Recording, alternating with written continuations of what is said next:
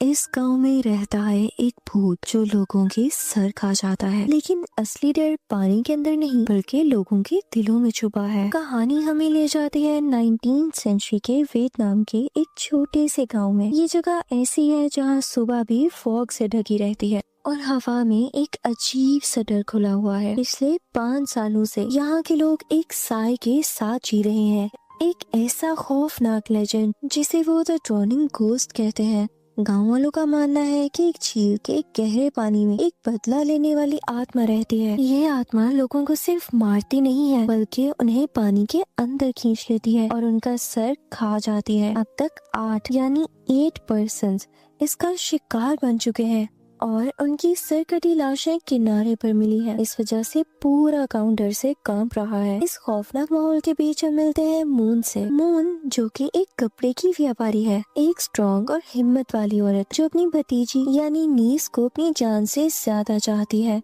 लेकिन मून की दुनिया तब हिल जाती है जब एक दिन अचानक उसकी नीस गायब हो जाती है। 5 दिन बीत जाते हैं। मून हर जगह उसे ढूंढती है लेकिन उसका कोई नामो निशान नहीं मिलता। बस एक चीज मिलती है, उसकी नीस की एक चप्पल जो कि उसी मनहूस झील के किनारे तैर रही थी। गांव वाले और वहाँ का डिस्ट्रिक्ट चीफ फौरन मान लेते हैं कि ये काम भी ड्रोनिंग घोस्ट का हो सकता है और उसने भी इस लड़की को मार ही डाला होगा बाकियों की तरह, क्योंकि सबको ये लगता है कि ये भूत का ही काम हो सकता है। चीफ अपने सिपाहियों को उस बच्ची को ढूंढने से मना कर देता है। वो कहता है कि ये इंसान की बस की बात है ही नहीं।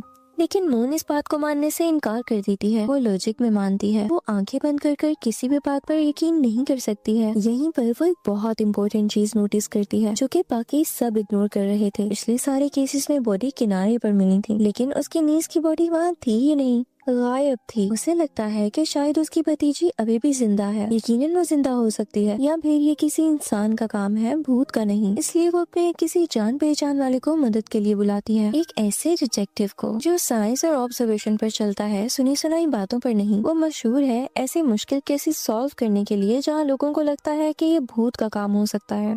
पर वहीं वो डिटेक्टिव इंसानी लालच और जुर्म ढूंढ ही निकालता है। उसका नाम कीन है। कीन गांव में आता है एक तलवार और एक तेज दिमाग लेकर। जैसे ही वो गांव में एंटर होता है उसे वहाँ का डरावना माहौल महसूस होता है। हर जगह छोटे छोटे मंदिर बने हैं और हवा में अगरबत्ती का धुआं घुला हुआ है। कीन एक और अजीब चीज नोटिस करता है। गांव के कुछ लोगों को अचानक नाक से खून बहने यानी नोज ब्लीड की बीमारी हो रही है। कीन सीधा डिटेक्टिव चीफ के घर जाता है मून से मिलने। वहाँ मून गार्ड्स के साथ बहस कर रही होती है, मदद की भीख मांग रही होती है। कीन बीच में आता है और अपनी अथॉरिटी यूज करके मून की मदद करता है। हमें पता चलता है कि मून और कीन का पुराना कनेक्शन है। कीन ने ही मून के करप्ट एक्स हस्बैंड को अरेस्ट किया था। फिर भी मून कीन की ईमानदारी की इज्जत करती है। मून उसे सब कुछ बताती है कि चीफ बेकार है, लोग डर रहे हैं और मेरी भतीजी गायब है। अब दोनों उसकी भतीजी के घर जाते हैं जहाँ वो अपने फादर के साथ रहती थी।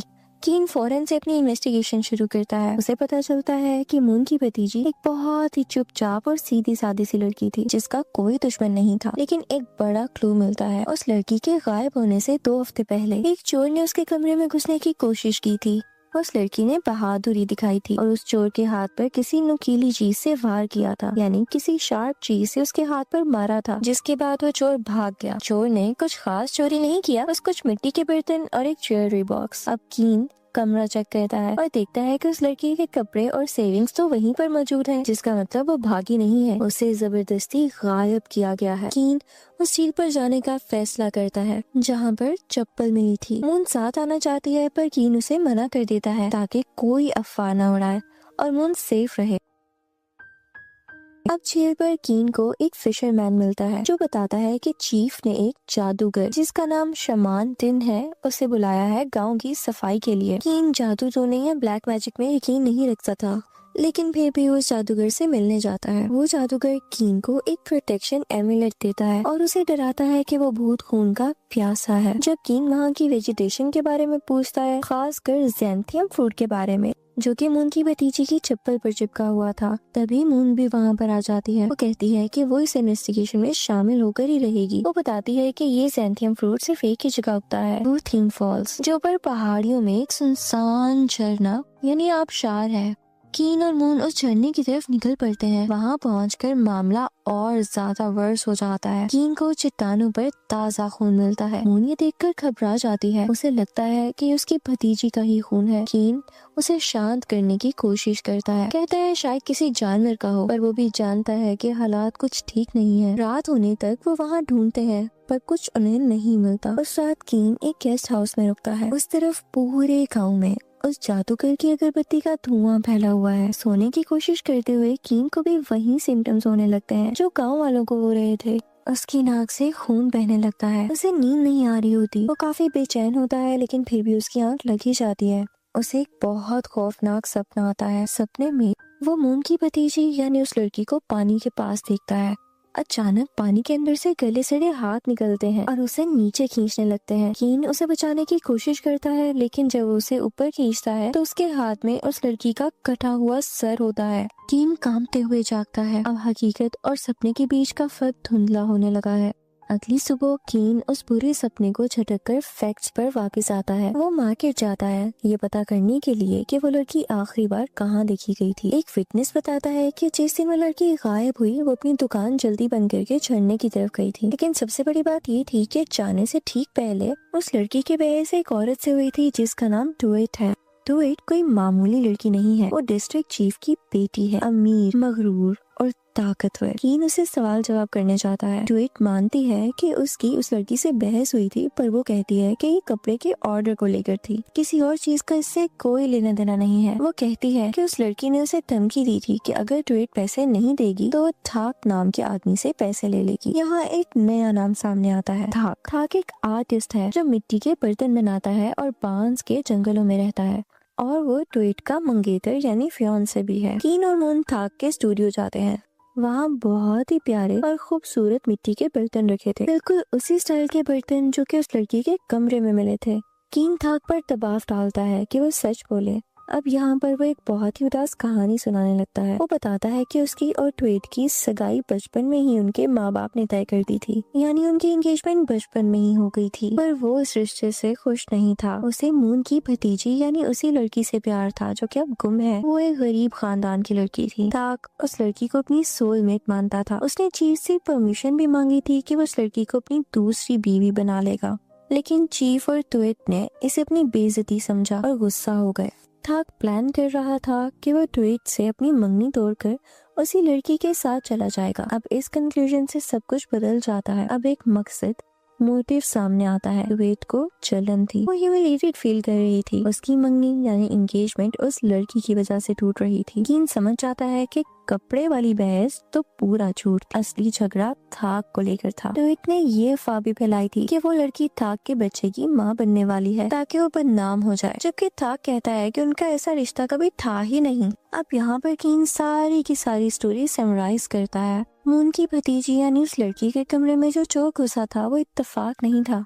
शायद थाक ने बदनामी के डर से किसी चोर को भेजा होगा वो बर्तन चुराने के लिए, ताकि उनके रिश्ते का सबूत मिट जाए, या शायद वो चोर किसी और ने भेजा था।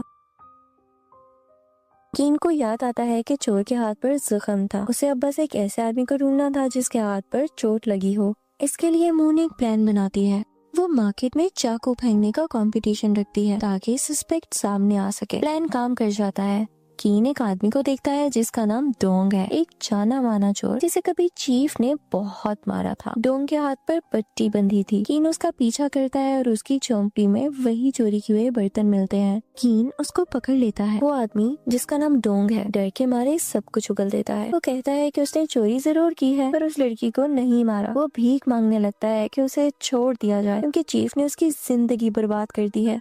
और फिर वो एक बहुत बड़ा राज खोलता है। जिस रात वो चोरी करने गया था उसने लेडी वोंग, जो चीफ की बीवी और डुएट की माँ है, उन्हें उस लड़की के फादर के घर से चुपके हुए निकलते देखा था। वही लड़की जो लापता है। इसका मतलब चीफ की पूरी फैमिली इस साजिश में शामिल है। कीन सीधा चीफ की बीवी और उसकी बेटी के पास जाता है। माहौल बहुत इंटेंस हो जाता है। कीन झूठ बोलता है कि उसके पास एक विटनेस है जिसने डुएट को झरने पर उस लड़की से मिलते हुए देखा था। इस प्रेशर में आकर डुएट टूट जाती है। वो रोती है और कन्फेस करती है। वो मानती है कि वो उस लड़की से झरने पर मिली थी ताकि उसे थाक से दूर रहने को कह सके। उनमें झगड़ा हुआ। ट्वीट कहती है कि उसने गुस्से में उस लड़की को धक्का दिया, वो गिरी और उसका सर पत्थर से टकराया। खून देखकर ट्वीट को लगा के उसने उस लड़की को मार डाला है और डर के मारे भाग गई। लेडी यानी चीफ की बीवी अपनी बेटी को बचाने के लिए बीच में आती है। वो कहती है कि एक हादसा यानी एक्सीडेंट था और शायद उसके भागने के बाद ड्रोनिंग घोस्ट ने बॉडी को गायब कर दिया हो। ट्वीट को अरेस्ट कर लिया जाता है लेकिन बॉडी अभी भी गायब थी। उस शाम कीन बुरी तरह थक चुका था। अगरबत्ती का धुआं फिर से गहरा होने लगा था और उसे हेलुसिनेशंस होने लगे थे, यानी उल्टी पुल्टी चीजें नजर आने लगी थी। उसे अपने कमरे में ड्रोनिंग घोस्ट दिखाई देने लगता है, एक सरकटा साया जो उस पे हमला कर रहा था। उसका साथी डिप्टी सही वक्त पर आ जाता है और उसे होश में लाता है। डिप्टी पुराने केसेस की फाइल लेकर आया था जो कीन ने मंगवाई थी। कीन पैटर्न ढूंढ रहा था। वो पढ़ता है कि 30 साल पहले एक 14 लोगों के परिवार को, यानी एक ऐसी फैमिली जिसमें 14 लोग थे, उनको गद्दार ट्रेटर्स माना गया था और इसी वजह से उनका सर कलम कर दिया गया था। और उस एग्जीक्यूशन का ऑर्डर देने वाला कोई और नहीं बल्कि जवान चीफ था। जब कीन पास्ट को देख रहा था तभी प्रेजेंट में कुछ बहुत बुरा होता है। आखिरकार झील के किनारे एक सरकटी लाश मिल ही जाती है। पूरे गाँव में हड़बड़ मच गई थी। मून बुरी तरह परेशान हो जाती है। उसे लगता है कि यही उसकी भतीजी है। चीफ की फैमिली राहत की सांस लेती है। उन्हें लगता है कि इससे साबित हो जाएगा कि भूत ने ही उस लड़की को मारा है और ट्वीट मर्डर चार्ज से बच जाएगी। लेकिन कीन उस बॉडी को ध्यान से देखता है। वो कुछ ऐसा देखता है जो गांव वाले नहीं देख पाए। बॉडी के हाथ और पैर की स्किन बिल्कुल स्मूथ थी, उनमें झुर्रियां यानी रिंकल्स नहीं थे। अगर कोई बॉडी एक हफ्ते से पानी में रहे तो उसे सड़ जाना चाहिए, और तो और सर को एक ही बार में किसी तेज हथियार से काटा गया था, जबकि पहले के विक्टिम्स को पूरी तरह नोचा गया था। कीन समझ जाता है कि ये वो लड़की यानी मून की भतीजी है ही नहीं, ये किसी और लड़की की ताजा लाश है जिसे उस लड़की के कपड़े पहनाकर वहाँ प्लांट किया गया है ताकि केस ही बंद हो जाए। अगर ये बॉडी नकली है इसका मतलब वो लड़की यानी मून की भतीजी अभी भी जिंदा है। कीन समझ जाता है कि डोंग वो चोर सब कुछ नहीं बता रहा। कीन को डोंग के पास उसकी ज्वेलरी का एक बॉक्स मिलता है। उसे पता चलता है कि डोंग और चीफ के घर की एक नौकरानी आपस में मिले हुए हैं। वो दोनों लेडी वोंग को ब्लैकमेल कर रहे हैं। असल में डोंग ने झरने पर वो झगड़ा देखा था। जब ट्वीट ये सोचकर भाग गई थी कि वो लड़की तो मर गई है, तब डोंग ने देखा कि वो लड़की जिंदा थी पर बेहोश थी। उसे बचाने की बजाय डोंग ने उसे एक केव में छुपा दिया ताकि वो चीफ की बीवी से पैसे ले सके। डोंग ने ही वो चप्पल झील में फेंकी ताकि भूत वाली कहानी सच लगे, और बाद में उसने एक बेगुनाह लड़की को मारकर वो नकली बॉडी वहाँ रखी थी ताकि वो लेडी से सबूत मिटाने के नाम पर अच्छी खासी रकम ले सके। लेडी अपनी बेटी और अपनी इज्जत बचाने के लिए डोंग को पैसे देने के लिए राजी हो जाती है, लेकिन मन ही मन में वो डोंग को मारने का प्लान बना चुकी थी। वो पैसे का थैला लेकर जंगल में जाती है। कीन और मून चुपके से उसका पीछा करते हैं। वो एक गुफा यानी केव के पास पहुँचते हैं। डोंग ने वहाँ पर मून की भतीजी यानी उस लड़की को बांध कर रखा हुआ था, उसे बाहर लाता है। लेडी यानी चीफ की बीवी डोंग को फंसाने की कोशिश करती है, लेकिन बात बिगड़ जाती है और वहाँ हिंसा शुरू हो जाती है। कीन सामने आ जाता है। डोंग तलवार लेकर कीन पर हमला करता है। दोनों में भयंकर लड़ाई होती है। कीन जो अभी भी उस जहरीली अगरबत्ती के असर में था, उसे लड़ने में मुश्किल हो रही थी क्योंकि उसे बीच बीच में भूत दिखाई दे रहा था।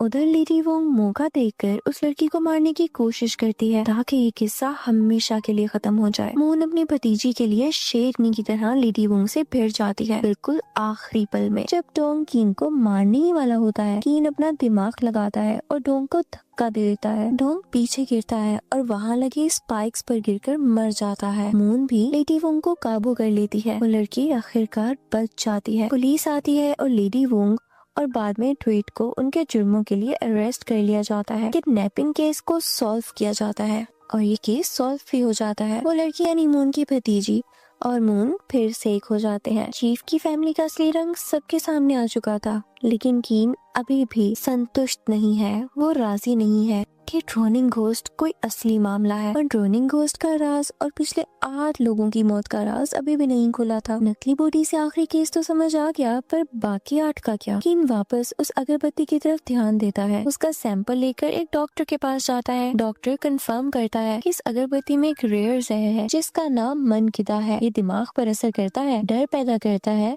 हेलुसिनेशंस देता है और नाक से खून लाता है। मतलब भूत कोई आत्मा नहीं थी, ये बस दिमाग का खेल था जो कि उसी जादूगर ने रचाया था। कीन फौरन से उस जादूगर को पकड़ने के लिए भागता है, लेकिन वो गायब हो चुका था। गांव में एक और लाश मिलती है। ये लाश किसी और की नहीं बल्कि डिस्ट्रिक्ट चीफ की थी। उसका भी सर गायब था। कीन को समझ आता है कि सारा सच उस 30 साल पुराने हत्याकांड यानी उसी एक वाक्य से जुड़ा है। चीफ जिन्होंने 14 लोगों को गद्दार बोलकर मरवाया था, उसी खानदान में असल में 15 लोग थे। एक बच्चा बच गया था जिसने छुपकर अपने पूरे खानदान को मरते हुए देखा था। वो बच्चा बड़ा होकर जादूगर बना। वापस गांव में किसी को बचाने नहीं बल्कि बर्बादी करने ही आया था। उसने उस जहरीली अगरबत्ती से पूरे गांव को नशा दिया, उन्हें डर और कंफ्यूजन में रखा। रोनिंग घोस्ट की कहानी की आड़ में उसने चुन चुन कर उन लोगों को मारा जो उसके खानदान की मौत के जिम्मेदार थे। चीफ उसका आखिरी शिकार था, वो आदमी जिसने उसके परिवार यानी खानदान को खत्म करने का ऑर्डर दिया था। कीन को उस जादूगर की झोंपड़ी में एक ठंडी जैकेट की रुई मिलती है। वो समझ जाता है कि वो नॉर्थ की तरफ भागा है जहाँ ठंड होती है। मूवी इस सीन पर खत्म होती है जहाँ कीन और उसका डिप्टी घोड़े पर सवार होते हैं और वो भी नॉर्थ की तरफ निकल पड़ते हैं। वो सीरियल किलर को पकड़ने जा रहे हैं जिसने भूत का सहारा लेकर अपना खूनी बदला पूरा किया। ये कोई भूत की कहानी नहीं थी, ये इंसानी दर्द और बदले की एक खौफनाक दास्तान थी।